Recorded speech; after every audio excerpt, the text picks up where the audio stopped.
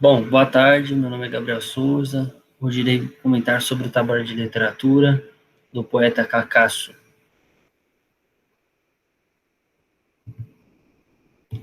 Bom, Antônio Carlos de Brito, conhecido como Cacasso, foi um professor universitário, letrista e poeta brasileiro.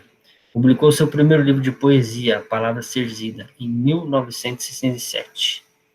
Vale lembrar que ele nasceu em 3 de março de 1944, Uberaba, Minas Gerais, Brasil.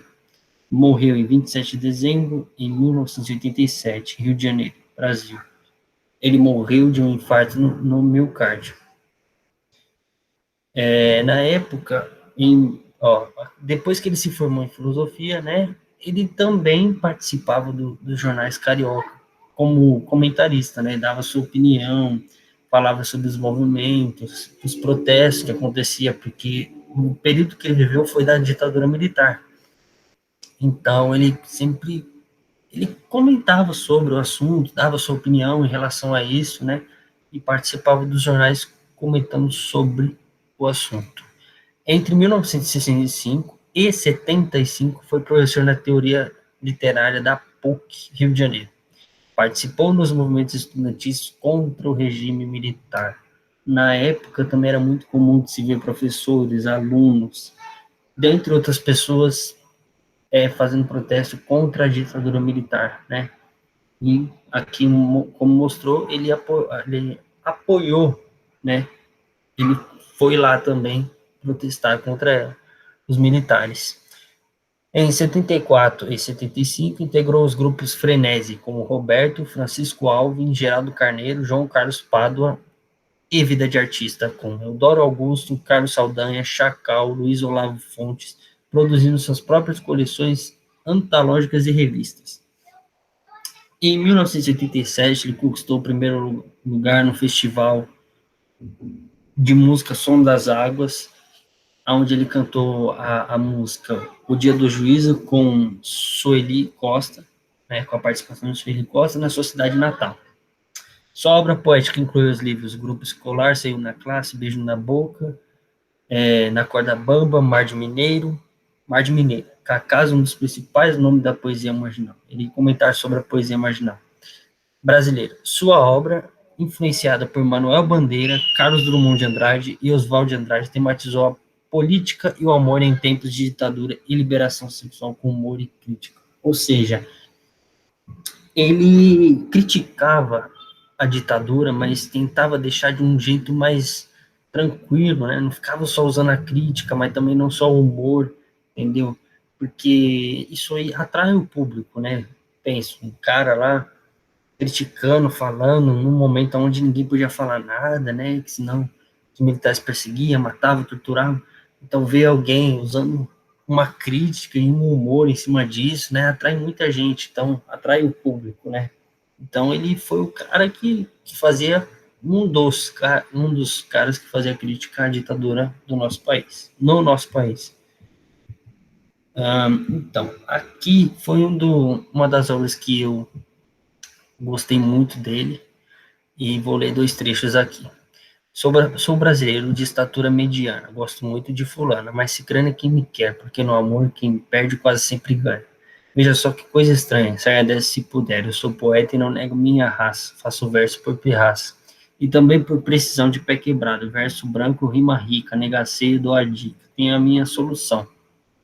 Aqui já dá para perceber que ele não liga, tipo, quando eu falo não liga, é que ele não tem medo, não tem preocupação do que está falando, do que está criticando, do que está dizendo, entendeu?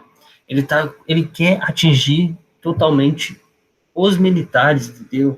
Quer que as pessoas ouvem a crítica dele, e aqui ele usa humor, e tipo, também, e ele não tem medo, né? Eu sou poeta e não nego minha raça. Eu sou poeta, não tenho medo disso, não tenho medo do que falo, não tenho medo do que faço, entendeu? Faço verso por pirraça, entendeu? Ele sabe que vai atingir os militares, ele sabe que eles não vão gostar, mas a intenção é essa mesmo, entendeu? Então, é bem forte, né? E vale também lembrar que ele fez parte da literatura contemporânea. E aqui algumas características da literatura. literatura contemporânea brasileira. Mistura de tendência estética, junção de arte erudita e da arte popular, prosa histórica, social e urbana, poesia intimista, visual e marginal, temas cotidianos e regionalistas, engajamento social e literatura marginal, experimentalismo formal, técnicas inovadoras, formas reduzidas, intertextualidade e metalinguagem. Poesia marginal. Então, a poesia marginal foi uma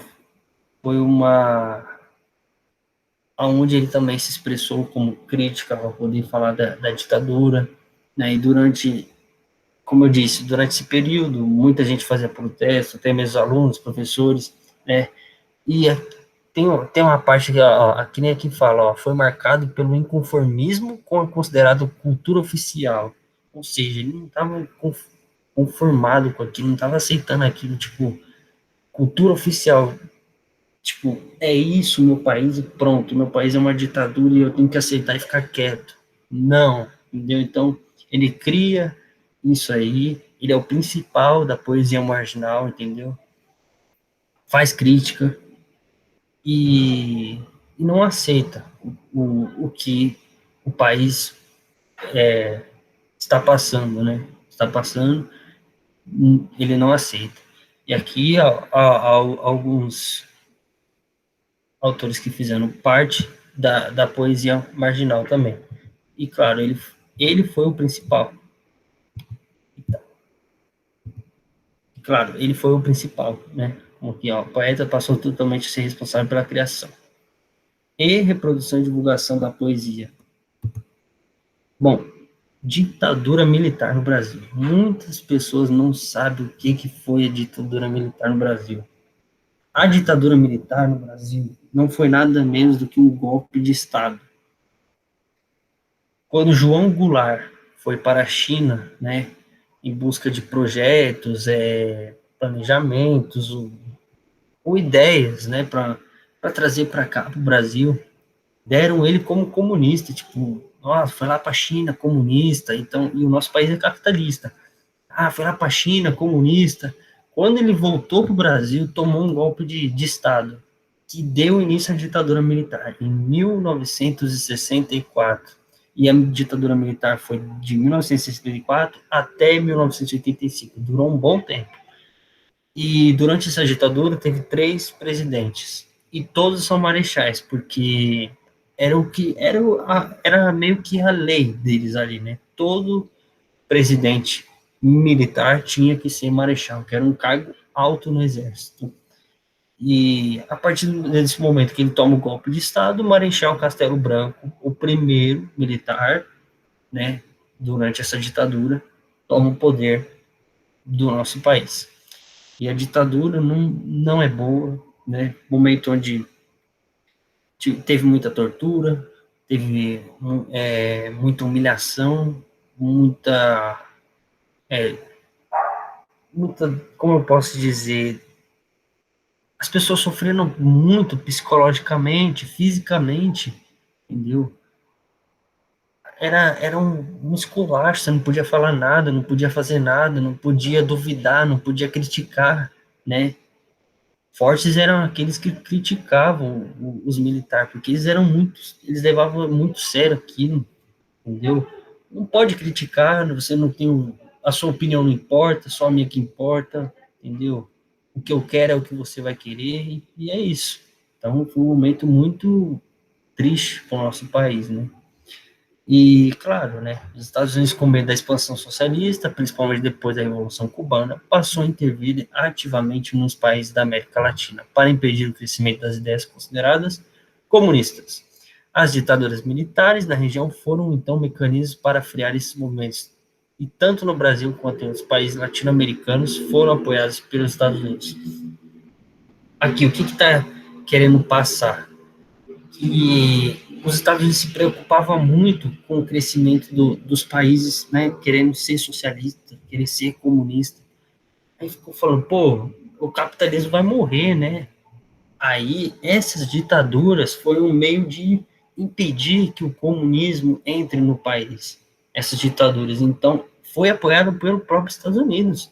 No Brasil, quando o Marechal Castelo Branco, né, vem ao poder e ocorre a ditadura militar no Brasil, os Estados Unidos apoiam o Brasil, né, capitalista, quer manter o capitalista. Então, a ditadura foi um momento muito forte que não só mexeu no país, como no mundo todo, né? Muito difícil. Bom, esse foi o meu trabalho. Espero que tenham gostado e uma boa tarde.